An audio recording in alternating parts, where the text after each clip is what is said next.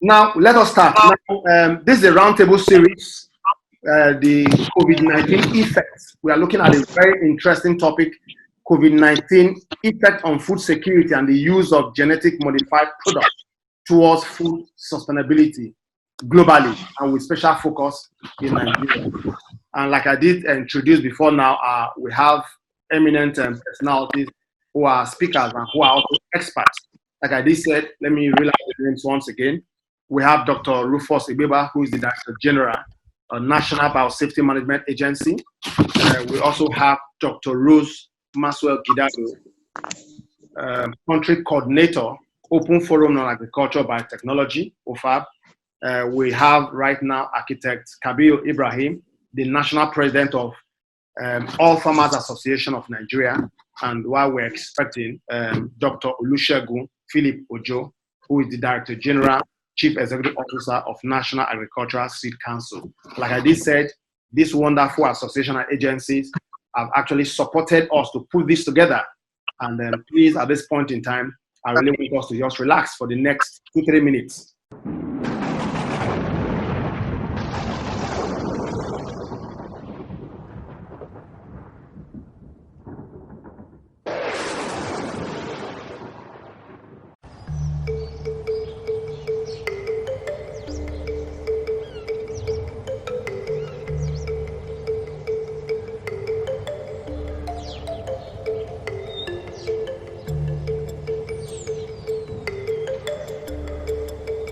It was identified that this Maruca, pod-boring insect, is causing a lot of damage to cowpea. And this one is more pronounced of prevalence in Africa. The normal one we have been growing, we've been having a lot of problems along the line, which especially during spraying. We spray up to 7 to 8 times within the season.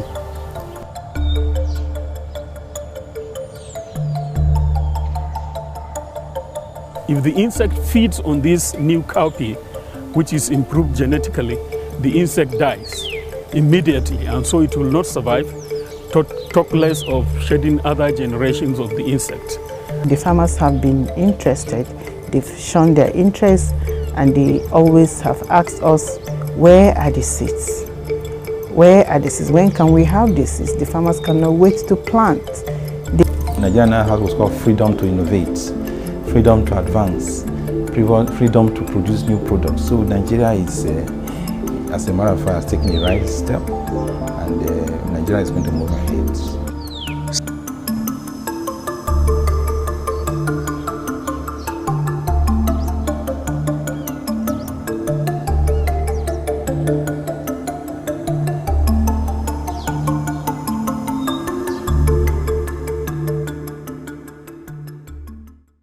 Ladies and gentlemen, boys and girls, wherever you are, brace yourself up. With us right now and to give us his first lecture is Dr. Rufus Ibeba, the Director General, National Biosafety Management Agency. Doctor, you have the floor now. The issue of biosafety to ensure that modern biotechnology application is done rightly to address the issue of the impact of COVID-19 on food security is very, very germane. And I want to take it from the point that with the advent of COVID-19, there have been a lot of challenges. The whole world has been thrown into confusion. Social security systems have been broken down. The issue of health system has also been highly affected. And food security has also been trampled upon. How has COVID-19 actually affected the issues of food security? Currently, farmers are also affected by COVID-19, which means that there's less farming hands in the farming system. And apart from that, too, transportation system has also been affected, which means movement of food items and others have also been affected. The issue of climatic problems as a result of climate change is also very, very global. So how do we overcome this challenge? Through the application of modern biotechnology. Safe application of modern biotechnology should be one of those tools that should be canvassed. And how can this be done? Modern biotechnology tools that have been confirmed safe have been used to come up with crops and animals and other organisms that have been used as food for human existence and also for other endeavors. with genetically modified organisms that are safe, that have been confirmed safe through biosafety application and adoptions. I think in the area of production of organisms, so let's say crops, that can be used to address issue of biosecurity, issues of COVID-19 is very, very important at this critical time. With modern biotechnology, we can come up with crops that can grow very fast. Instead of delaying production of crops, we can also come up with crops that are insect resistant and pest and diseases also disease resistant as well. You can also come up with crops that are now more nutritionally enhanced, so that with little quantity of food, consumers can get the best from food consumption. There are quite an array of activities that modern biotechnology application that have been confirmed safe can be used to ensure that food security is sustained.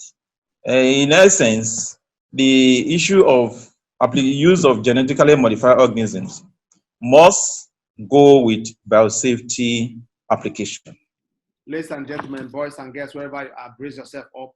I want to call upon Dr. Rose Maxwell, the country coordinator for OFAB, to actually take the floor right now. Dr. Rose, you have the floor right now, ma'am. Thank you very much, Peter. I hope everyone is hearing me. We are hearing you loud and clear. Hi. Okay, loud and clear. Let me start with the protocols. The Director General, CEO, Dr. Rufus Ebegba, our homegrown DG, my friend, my brother and all, the former DG, National Biotech Development Agency, Professor Solomon, who is still my mentor and everything. And our AFAN president, my brother, Architect Kabiru, and all others, Peter, the facilitator, and all senior colleagues that are here, and all Nigerians.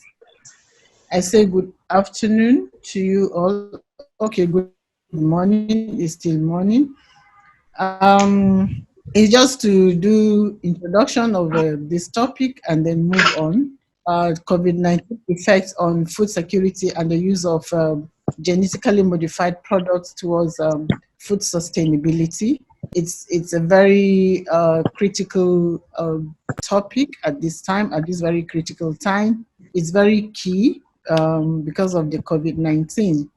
So the rapid spread of COVID-19 around the world, of course, and the rising number of cases in Nigeria especially has actually led to anxiety at the highest level of government, all governments in the world, of course, about the negative impacts that have been envisaged on the economy, food security, and then food systems. So they imposed restricted movements and limited travels as efforts to prevent and contain this virus, the spread of the virus. On the other hand, is making matters really worse for the low-income earners, especially those in the rural areas, and even the low-income earners in the urban areas. Food is no doubt the most basic of all human survival.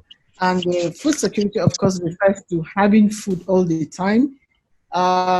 Individuals, households, the rural and urban, to meet staple food, not just food, but quality food, having access to quality food that is also as well affordable. And that is what, we are really, lacking in Africa as a whole. So although so many efforts have been sunk in improving the quality of food, as well as production of food supplies, food insecurity remains prevalent in Africa. In Nigeria, malnutrition has resulted in death of so many children, so many citizens.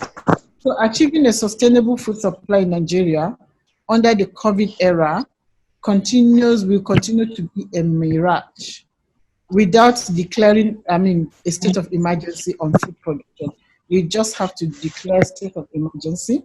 This can be achieved through the use of appropriate technologies in agriculture. And then, because only 10 years ago, I mean, we only have 10 years to 2030. And 2030 is actually that date that has been set, to achieve zero hunger by the Sustainable Development Goal. So it is the onset of this COVID pandemic has actually turned the world food systems off balance. So the double tragedy, it is now, we're now having a double tragedy at our hands. We have the climate change issues, and then we have the COVID-19 in Nigeria. We have the Boko Harams, we have the banditry, we have the herdsmen and the farmers clashes and all. I mean, there are so many vices, So actually, all these things are actually serious threats, to the possibility of achieving that United Nations goal that we have at hand. That's the SDG goal of zero hunger by 2030. So we really have to look outside the box, from shortage of labor to increased crop food wastage, and then the novel coronavirus outbreak and all has put an enormous strain on the world agri-food sector, and especially on small-scale producers in Nigeria. So the movement, restricted movements, border closures resulting to disruptions in the shipping and then aviation industries have made it really more difficult to continue food production and transport agri-produce across the country and then internationally. So placing countries with few alternative sources at very, very high risk, especially Nigeria. So the severe pandemic causing more than 25% reduction in labor availability could generate significant food shortages across the globe, with Nigeria being on the lead. So whether we'll be able to recover from this looming food crisis only depends on the kind of approaches that we take. And then what are these approaches? Of course, the use of appropriate technologies has become very, very necessary in a time such as this. Among the various potential technologies that are obtainable, that are capable, we have the genetic modification technology, of course, and then we have the gene editing technology. We have so many others. Of course, once we use these technologies, we are assured, of attaining this food security. The genetic modification is one of those promising ones for mitigating the negative impacts of the COVID-19 on food security. And of course, it involves the manipulation of genes in a living system, or organism to make or modify biological products in order to improve the organisms. The organisms will be plants, animals, or microorganisms, and then to enhance food security. And once this technology is being applied, we have foods with longer shelf life, we have high yielding crops, we have increased nutritional content of crops. Crops will be designed, of course, to meet different needs. It could even meet your health needs. You could design crops, to meet the needs of the diabetic patients, to meet the need of hypertensive patients, to meet the needs of the cancer patients, and so on and so forth. And then we could also design crops, to have shorter harvest time, early maturation, disease and pest resistance crops like we have in the case of BT cotton and then BT cowpea that Nigeria has actually already approved for commercial release, and farmers have started enjoying those crops. And then the stress tolerance crops, climate smart crops, and so on and so forth. I could go on and on. So the application of genetic modification in agriculture to create, resistant plant resources has been used to achieve food security in other parts of the world. We have in US, we have in Japan, in Brazil, in Argentina, they are all food secured, because of this technology. And Nigeria or Africa cannot really be an exception. I know that Nigeria was on the same level with Brazil, Argentina, and Congo, but today they are far advanced. Even India is advanced, even in terms of drugs and what. The use of these technologies, not only in agriculture, but also in in the health aspect, to produce vaccines, to develop vaccines and so on. So then climate smart GMCs that will reduce the need for routine farm practices while ensuring high yields should be adopted by the government and other stakeholders in the agri sectors.